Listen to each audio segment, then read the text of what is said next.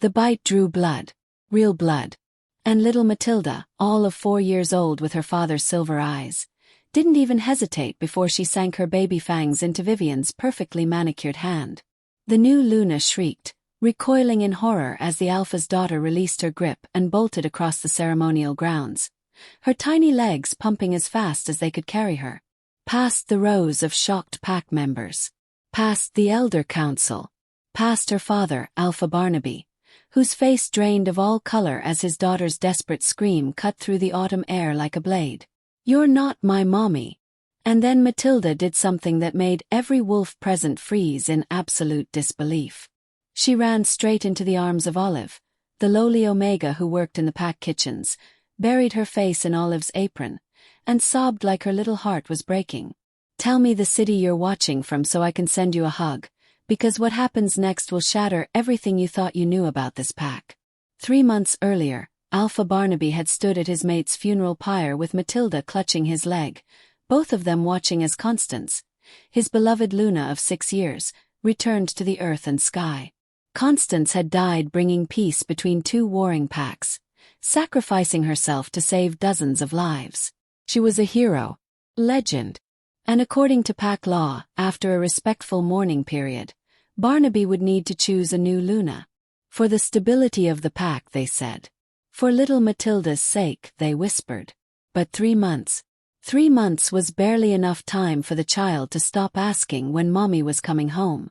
3 months was nothing but a blink, a heartbeat, a cruel joke played by pack tradition and political necessity. Vivienne Ashworth had arrived with impeccable timing. Daughter of the powerful Ashworth pack from the Eastern Territories, she was beautiful, educated, sophisticated, and ambitious. Where Constance had been warm and nurturing, Vivienne was cool and calculating. Where Constance had spent mornings braiding Matilda's hair and teaching her to identify medicinal herbs, Vivienne spent mornings at the mirror and afternoons networking with the pack's elite members. She saw Barnaby not as a grieving widower but as an opportunity. An alpha position, power, status, and Barnaby, drowning in grief and pack responsibilities, had been too numb to notice the warning signs. The courtship had been swift. Vivienne had moved through the pack's social circles like wildfire, charming the elders, impressing the council, and somehow managing to be everywhere Barnaby turned during his weakest moments. She brought him coffee when he worked late. She organized pack events with effortless grace. She smiled at Matilda with practiced warmth whenever Barnaby was watching. But children see things adults miss. Children sense what we've learned to ignore. Matilda had grown quieter with each passing week. The vibrant, chattering little girl who used to skip through the pack house telling anyone who'd listen about the butterflies she'd seen or the stories Mommy used to tell had become withdrawn, subdued. Her laughter, once as common as sunshine, became rare. And in the evenings, when she thought no one was looking, she'd slip away to the kitchens to find Olive. Olive Mackenzie had been Omega of the Silverpine pack for 8 years. In the rigid hierarchy of werewolf society, Omegas occupied the lowest rung, performing menial tasks, serving others, rarely speaking unless spoken to. Olive had accepted her station with quiet dignity, finding purpose in the simple act of caring for others. She baked bread that made the whole pack house smell like home. She mended clothes with invisible stitches. She remembered everyone's favorite meals and never sought recognition or praise. And she had loved Constance like a sister. They'd been childhood friends before Constance had married the Alpha, before the vast gulf of rank had stretched between them. But Constance had never let hierarchy poison their bond. She'd sneak to the kitchens for tea and conversation. She'd bring Matilda to learn baking. Some of Matilda's happiest memories were made at that scarred wooden table. Her mother and Olive laughing together while teaching tiny hands to knead dough. After Constance died, Olive had been one of the few people who'd held Matilda while she cried. Who'd answered her impossible questions with gentle honesty. Who'd never told her to be strong or make Mommy proud, but simply let her be sad and scared, and 4 years old in a world that had suddenly become too dark and confusing. So when Vivienne had begun her campaign to become the new Luna, Matilda had gravitated even more strongly toward Olive's gentle presence. The kitchens became her sanctuary. And Olive, understanding the child's grief in ways the ambitious wolves upstairs couldn't, had quietly provided what Matilda desperately needed. Safety, consistency, unconditional love that asked nothing in return.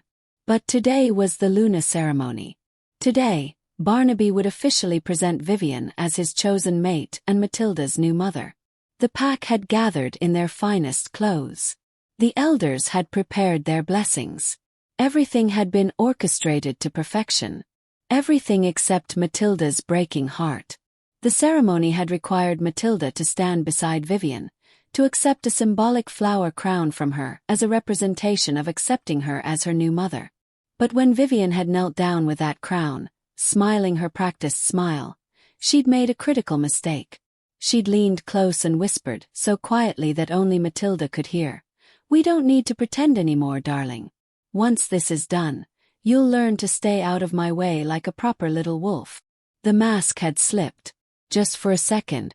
Just long enough for Matilda to see the truth behind Vivienne's eyes. Cold ambition. Calculated indifference. Everything her real mother had never been.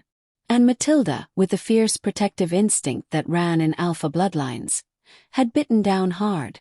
Now, as the pack stood frozen in shock, as Vivienne clutched her bleeding hand and shrieked about the feral child, and as Barnaby tried to process what had just happened, little Matilda clung to Olive with desperate strength.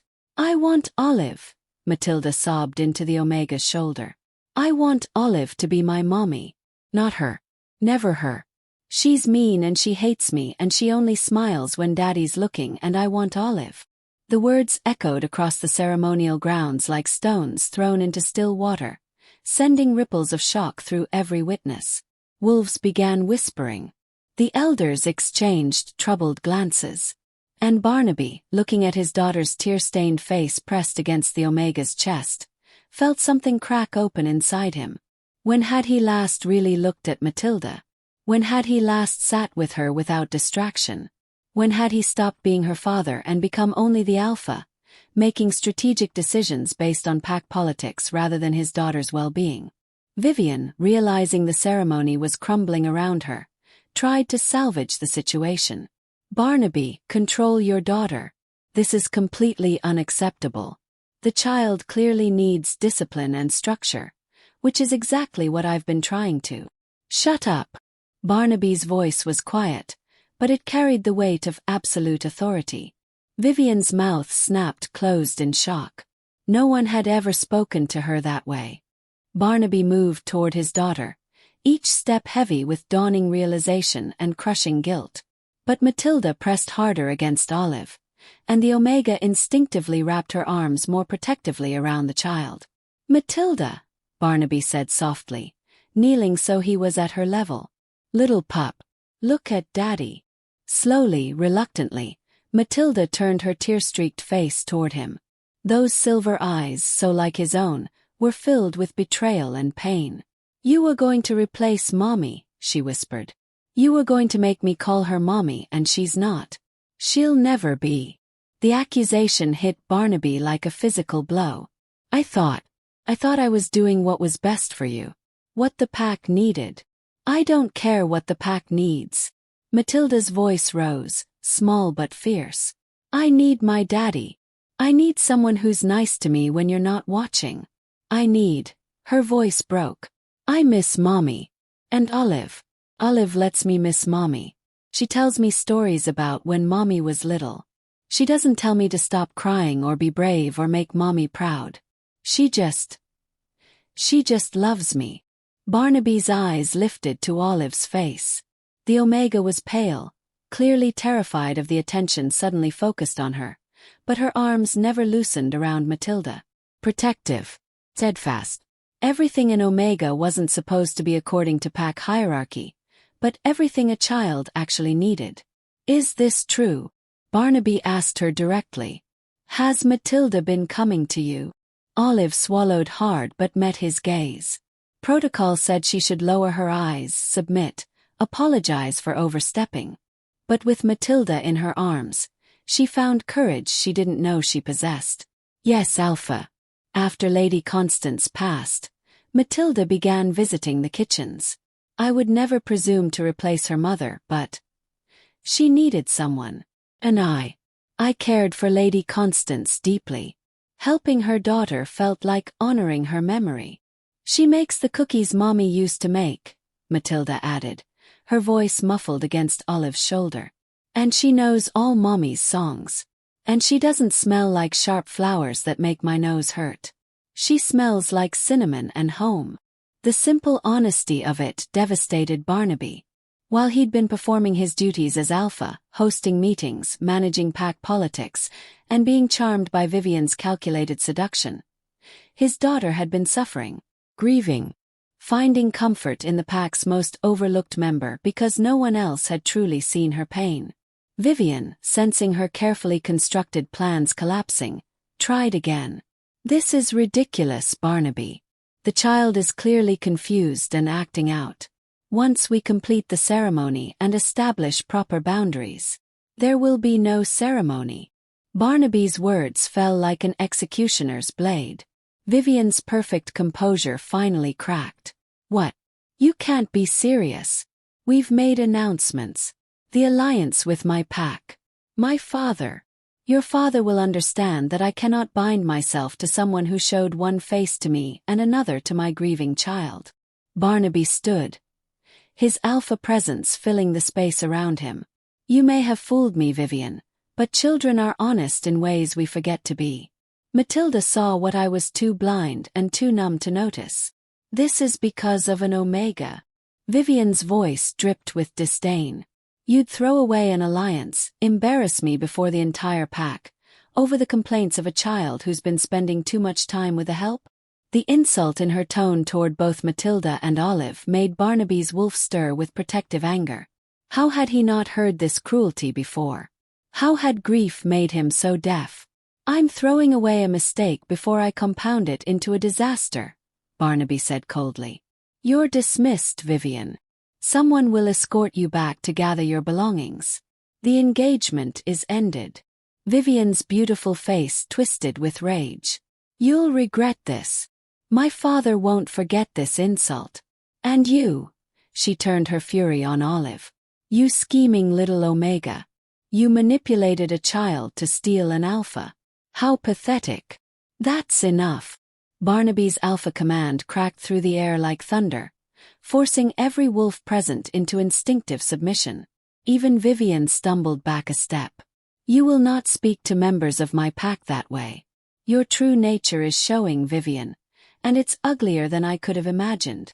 Two pack warriors stepped forward to escort Vivienne away. She went, but not before shooting Olive a look of pure venom that promised this wasn't over.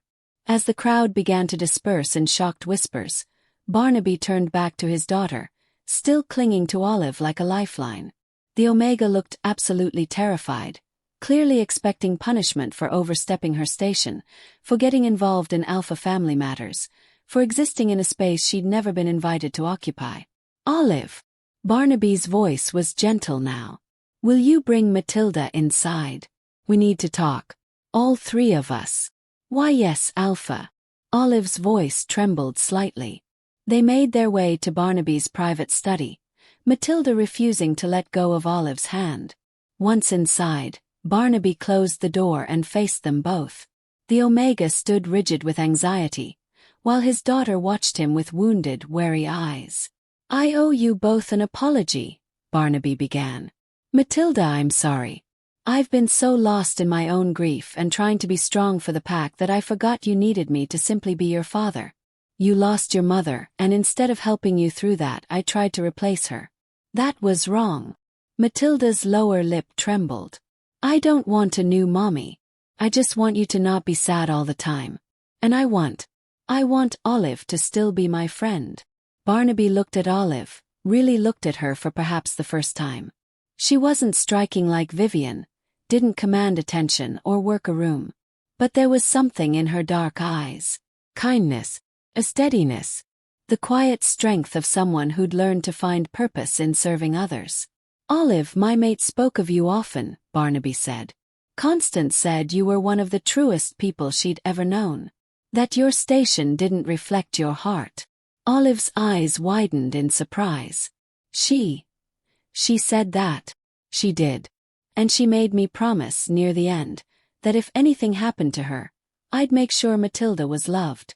Not just cared for, but truly loved. His voice roughened with emotion. I thought I was fulfilling that promise by giving her a new mother figure. But Matilda already found what she needed, didn't she? She found you. I never meant to overstep, Alpha, Olive said quickly. I would never presume. You didn't overstep. You filled a need I was too blind to see. Barnaby crouched down to Matilda's level again. Little pup, do you really want Olive in your life? Even though she's not. She's not mommy.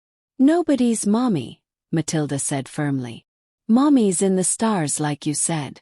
But Olive is Olive. And she makes me feel safe. And she doesn't try to be mommy. She's just nice to me because she wants to be, not because she has to be. From the mouths of children comes truth that adults complicate beyond recognition. Barnaby felt something shift in his chest. Olive, would you be willing to continue spending time with Matilda?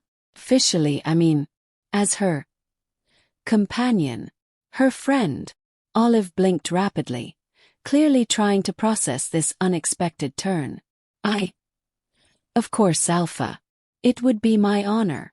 Even though it might cause talk. An Omega spending significant time with the Alpha's daughter. Barnaby watched her carefully. Olive's chin lifted slightly, and for just a moment, he saw the quiet steel beneath her gentle exterior. People can talk all they want. If Matilda needs me, I'll be there. Rank doesn't matter when a child is hurting. And there it was. The thing Vivienne had never understood and never would. True strength wasn't about dominance or ambition. It was about showing up for others when they needed you, expecting nothing in return. Over the following weeks, the pack adjusted to their new reality. Vivienne had left in a storm of fury, and while her father had sent angry messages about the broken engagement, cooler heads in both packs eventually acknowledged that a forced union built on deception would have been disastrous. Matilda bloomed under the new arrangement. Olive became a regular presence in the packhouse, though she maintained her kitchen duties and her Omega quarters. She'd arrive after breakfast to spend mornings with Matilda, teaching her to bake, telling her stories, or simply sitting quietly while the little girl worked through her continuing grief over losing Constance. And Barnaby, watching them together, began to see what he'd missed. Olive's patient gentleness with Matilda. The way she never demanded attention but somehow made everyone around her feel seen. How she remembered small details about pack members and went out of her way to brighten their days in invisible ways. She wasn't performing kindness for an audience. She simply was kind all the way through. One evening, about 2 months after the disastrous ceremony, Barnaby found Olive and Matilda in the kitchen. They were making Constance's special honey cakes, and Matilda was covered in flour, giggling at something Olive had said. The sound of his daughter's laughter, so long absent, stopped him in his tracks. Olive noticed him and quickly sobered, moving to wipe the flour off Matilda. Alpha, I'm sorry we made a mess. Don't apologize, Barnaby said softly. Do you know how long it's been since I heard her laugh like that? Olive paused, understanding crossing her features. Grief comes in waves. Today is a good wave. Thanks to you. Thanks to honey cakes and the recipe Lady Constance taught me. Olive smiled gently. She's in these moments, you know. In the things she loved. In the laughter she created. That never really leaves.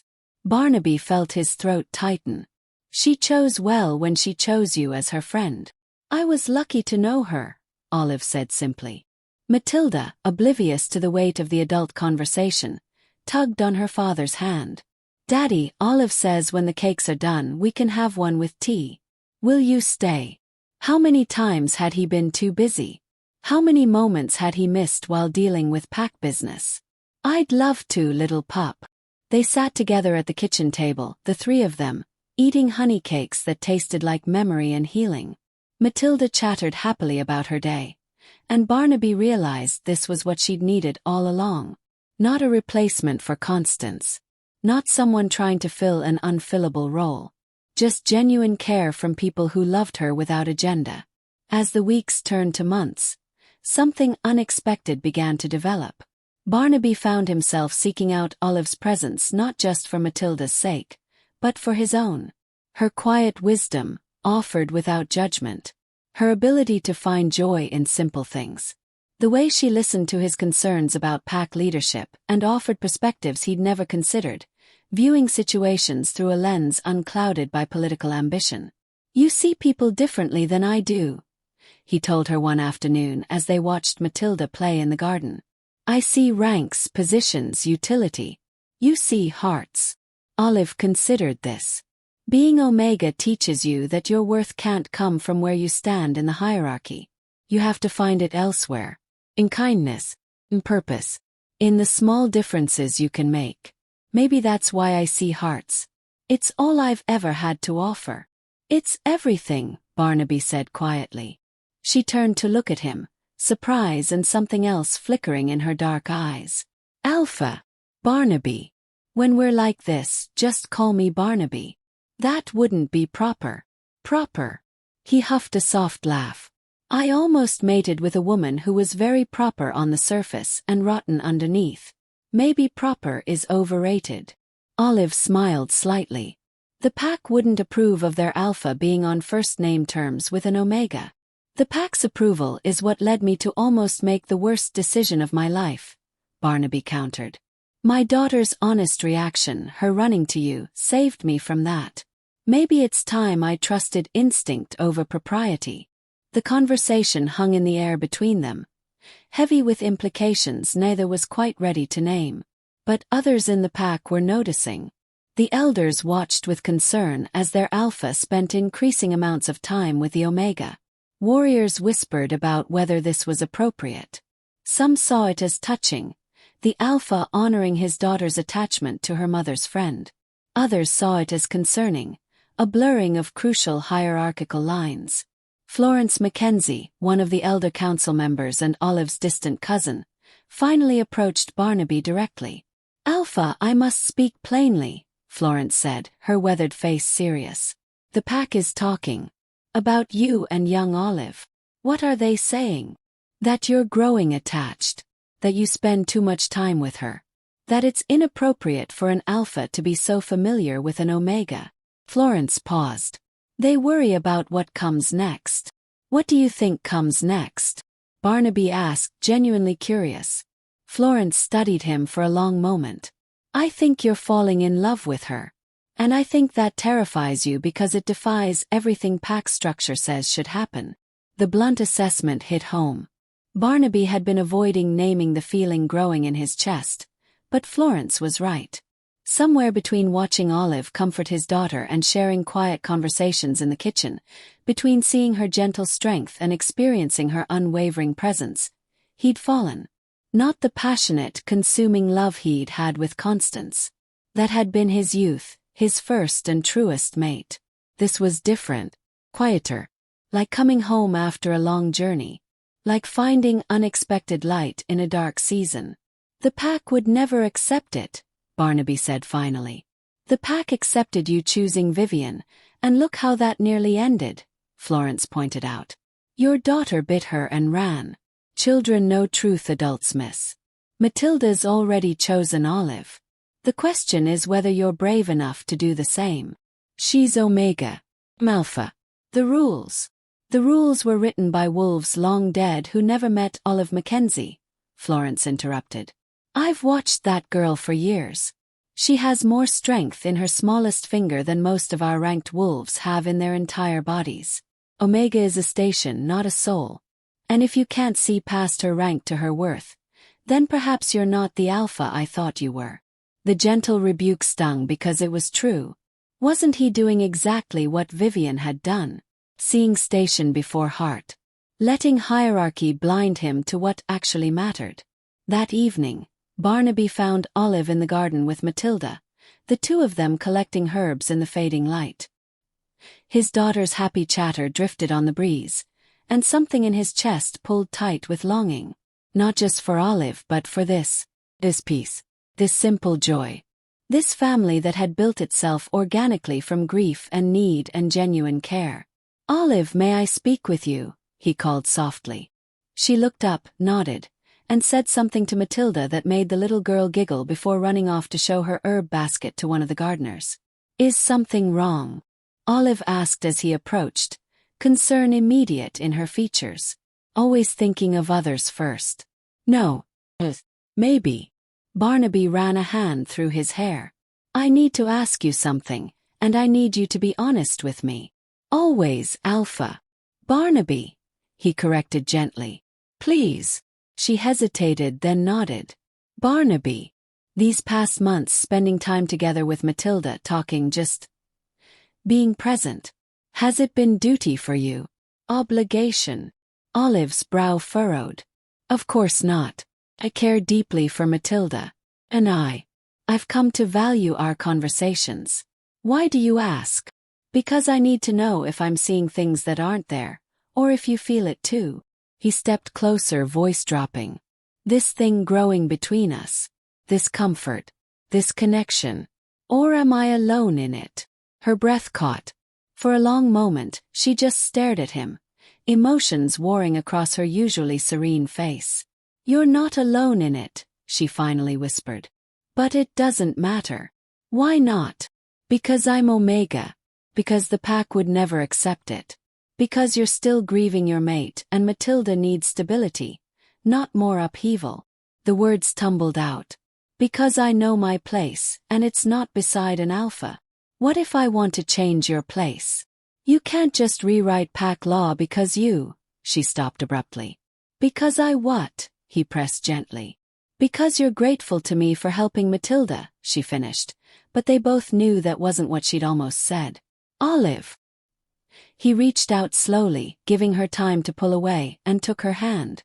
She trembled at the contact but didn't retreat. "I'm not confused.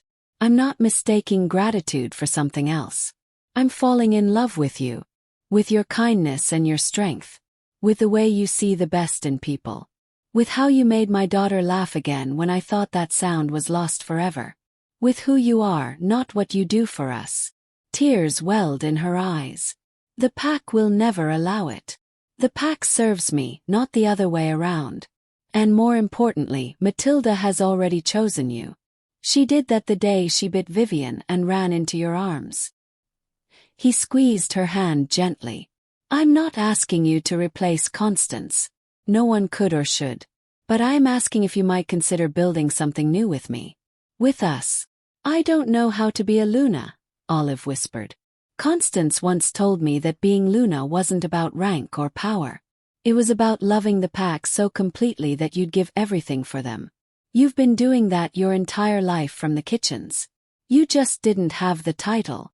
A tear escaped down Olive's cheek. "The elders will fight this. Some will. Others might surprise us. But I'm done making decisions based on what others think I should do. That almost led me to Vivienne. This time I'm following my heart. And my daughter's wisdom." He smiled slightly. "What do you say, Olive? Will you take a chance on a grieving alpha and his fierce little pup?" For answer, Olive stepped forward and rested her forehead against his chest, a gesture of trust and surrender that made his heart soar. "I'm terrified," she admitted. "But yes, if you're sure. If Matilda truly wants this." "Yes." From across the garden, a small voice piped up. "Finally. I was wondering when you'd figure it out." They sprang apart to find Matilda grinning at them from behind a rosebush, clearly having spied on the entire conversation. "Little eavesdropper," Barnaby said, but he was smiling. Matilda ran to them, throwing her arms around both their legs. "Does this mean Olive can stay forever? Not as my new mommy, but as Olive. As part of our family." Barnaby looked down at his daughter, then at Olive, and felt something settle in his soul. "Yes, little pup. If she'll have us." "I will," Olive said softly, and Matilda squealed with joy. The path forward wouldn't be easy. There were elders to convince, traditions to navigate, and pack members who would struggle with an Omega rising to Luna. But as Barnaby held his daughter's hand and stood beside Olive in the fading garden light, he knew they'd face it together. The first challenge came within days. 3 senior pack members, led by Sterling Blackwood, demanded an emergency council meeting. Sterling was old guard, a warrior who'd served under Barnaby's father, and who believed in hierarchy the way some wolves believe in the moon. Unmovable. Absolute. "This is madness," Sterling declared before the assembled council. "An omega as Luna. It spits in the face of everything our pack stands for. Order, rank, structure. You're letting a child's tantrum dictate pack leadership." Barnaby remained calm, though his wolf stirred at the disrespect. "My daughter didn't throw a tantrum, Sterling. She recognized deception I was too blind to see. She saw Vivienne's true nature and rejected it. That wasn't childish emotion. That was alpha instinct showing itself early. She ran to an omega." Sterling's voice rose. "What message does that send? That rank means nothing. That any wolf can aspire to any position. Chaos, that's what it brings. It sends the message that character matters more than station." Olive's quiet voice cut through the tension. Every head turned to her in shock. Omegas didn't speak at council meetings. Ever. But Olive, with Barnaby's encouraging nod, continued. "I understand your concerns, Sterling. Truly I do. You've built your entire life on a structure that made sense to you. But consider this. I've served this pack for 8 years from the kitchens. I know every pack member's name, their favorite foods, their struggles, their joys. I've mended clothes for warriors headed to battle. I've baked celebration cakes for new parents. I've held space for grief and for celebration. I've already been serving this pack with everything I have. The only thing changing is the title." Sterling's jaw worked, but he had no immediate response. Florence Mackenzie leaned forward. "The girl has a point, Sterling. Being Luna isn't about dominance. It's about service." Constance understood that. "Perhaps it's time we remembered what Luna actually means." The debate raged for hours. Some elders sided with Sterling, arguing that breaking with tradition would weaken the pack structure. Others, particularly the older females who'd worked alongside Olive over the years, spoke of her character, her dedication, her genuine care for pack members regardless of their rank. Finally, Adelaide Thompson, the most senior female elder, raised her hand for silence. At 93, she'd seen 4 alphas lead the Silverpine pack. When she spoke, everyone listened. "I knew Constance before she became Luna," Adelaide said, her voice thin but clear. "She was the daughter of our previous alpha, born into privilege and rank. And do you know what she told me on her mating day? She said, 'Adelaide, I'm terrified. Not of being Luna, but of forgetting what it's like to be ordinary. Of losing sight of the pack members who serve without recognition.' She made a point of spending time in the kitchens, in the laundry, with the omegas and lower-ranked wolves. Because she understood something crucial. A Luna must see all her people, not just the powerful ones." Adelaide's ancient eyes moved to Olive. "This young woman already sees all her people. She's been doing Luna's work without the title for years. Perhaps the moon goddess sent her to us precisely because we'd forgotten what truly matters. Perhaps Matilda's rejection of Vivienne was divine intervention, not childish impulse." The invocation of the moon goddess shifted the energy in the room. Wolves were spiritual creatures, and the idea that destiny might be at play rather than mere chaos gave even Sterling pause. "A trial period," Adelaide proposed. 3 months. Let Olive serve as Provisional Luna. If the pack suffers, if chaos ensues as Sterling fears, then we revisit the decision. But if the pack thrives, if this unorthodox choice proves wise, then we accept that perhaps the old ways aren't the only ways. It wasn't a perfect solution, but it was compromise. After more discussion, the council voted. The result was narrow, 5 in favor, 4 against, but it was enough. Olive had 3 months to prove herself. The weight of scrutiny would have broken a lesser wolf. Every decision Olive made was examined, questioned, judged. When she organized a community meal that brought the entire pack together, Sterling grumbled it was a waste of resources. When she started a mentorship program pairing experienced wolves with younger ones, critics said she was overstepping and disrupting established training protocols. But quietly, steadily, changes began to ripple through the pack. The kitchen staff, long invisible, found themselves consulted about pack events and supplies. Young mothers discovered Olive had created a support network so they didn't have to choose between pack duties and caring for pups. Elderly wolves received regular visits and assistance with tasks that had become difficult. Olive didn't demand recognition or authority. She simply showed up day after day, seeing needs and filling them. Just as she'd always done, but now with resources and support to do it more effectively. Matilda thrived under the new arrangement. She still missed her mother. That grief would always be part of her, but she'd stopped withdrawing into herself. She laughed again, played with other pups, and she watched Olive with fierce, protective pride, ready to defend her chosen adult against anyone who spoke ill of her. One afternoon, about 6 weeks into the trial period, a situation arose that would test Olive's position more severely than any council debate. A group of young warriors, emboldened by the faction that opposed Olive's rise, decided to test the Omega Luna. They ignored her requests to help prepare for an upcoming ceremony. They made jokes within her hearing about knowing her place. They treated her with barely veiled contempt. Barnaby was away, negotiating with a neighboring pack.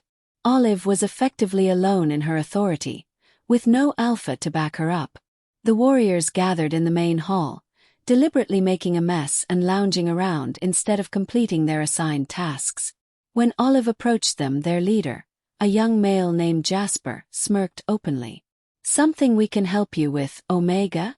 The title was deliberately used, a reminder of what she'd been. Olive could have retreated, could have waited for Barnaby's return, could have asked higher-ranked wolves to intervene. But in that moment, with pack members watching to see how she'd handle disrespect, Olive made a choice. She met Jasper's eyes steadily. "Yes, actually. You can help by completing the tasks you committed to, or you can explain to Alpha Barnaby why you felt your pride was more important than your word."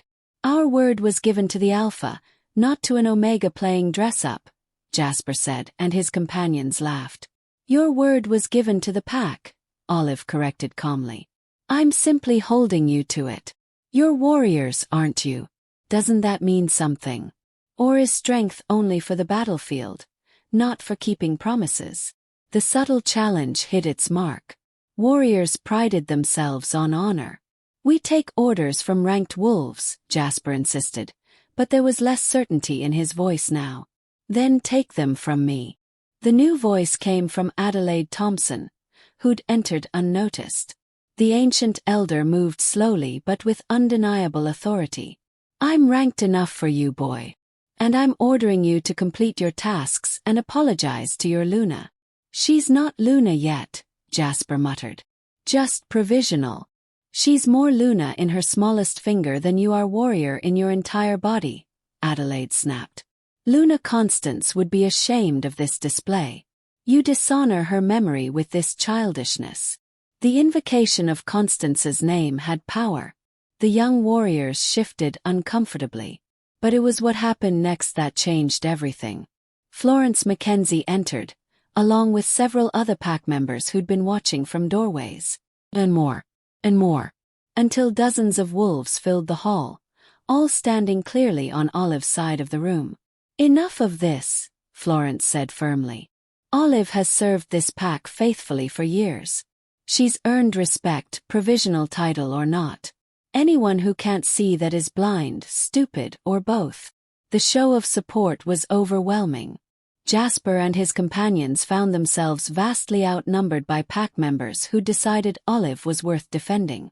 Even some of Sterling's faction looked uncomfortable with how far the young warriors had pushed things. Jasper, realizing he'd badly miscalculated, dropped his gaze. "I apologize, Luna Olive. We'll complete our tasks." Olive could have been petty, could have demanded more groveling or reported them to Barnaby for discipline. Instead, she simply nodded. "Thank you. Your help is appreciated." The grace of that response, the refusal to humiliate wolves who'd tried to humiliate her, resonated through the pack. This was what true strength looked like. Not dominance but dignity. Not crushing opposition, but extending grace even to those who opposed you. When Barnaby returned that evening and heard what had happened, he found Olive in the garden with Matilda, both of them peaceful and unbothered. "I heard you had an interesting afternoon," he said carefully. Olive looked up with a slight smile. "Pack dynamics can be complicated. We worked it out. You didn't have to face that alone. I should have been here. You had Alpha business. I had Luna business." She said it simply without fanfare. "Besides, I wasn't alone. Pack stood with me. That meant more than any title could." Barnaby sat beside her, marveling at her composure. "You're handling this better than I did when I first became Alpha." "Different challenges require different strengths," Olive said. "You lead with authority and decisiveness. I lead with connection and service. Neither is wrong. They're just different. Complementary," Barnaby realized aloud. "Constance led like you do. I'd forgotten how effective that approach can be." The 3-month trial period ended with a formal council meeting. Sterling, to his credit, stood and spoke honestly. "I opposed this decision," he said bluntly. "I thought it would weaken us, divide us, destroy the structure that keeps us strong. I was wrong." The admission clearly cost him. "Olive has proven that strength comes in forms I didn't recognize. The pack is more unified now than it's been in years. Wolves who felt unseen now feel valued. We're stronger for this change, not weaker. I vote to confirm her as Luna." The vote was unanimous. Because sometimes the greatest strength comes from the gentlest hearts. Sometimes the most powerful choice is choosing love over protocol. And sometimes a child's honest cry of "you're not my mommy" is actually a blessing in disguise, saving you from a beautiful mistake and pointing you toward an unexpected grace. 3 months later, on a crisp autumn morning much like the one where Matilda had bitten Vivienne and changed all their fates, the Silverpine pack gathered again for a Luna ceremony. This time, there were no elaborate decorations or political alliances at stake. Just simple flowers from the garden, honest words, and a little girl standing proudly beside her father as he took Olive's hand. Some pack members had grumbled. A few had even left, unable to accept an Omega as Luna. But most had stayed, because they'd watched the transformation in their Alpha and his daughter. They'd seen Barnaby become present again, seen Matilda's joy return, seen Olive's quiet grace extend to the entire pack as she began to truly step into her new role.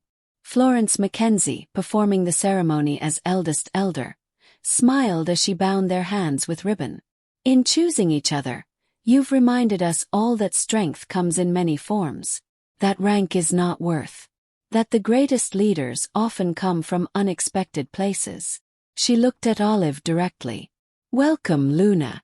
We are honored by your service, and humbled by your heart."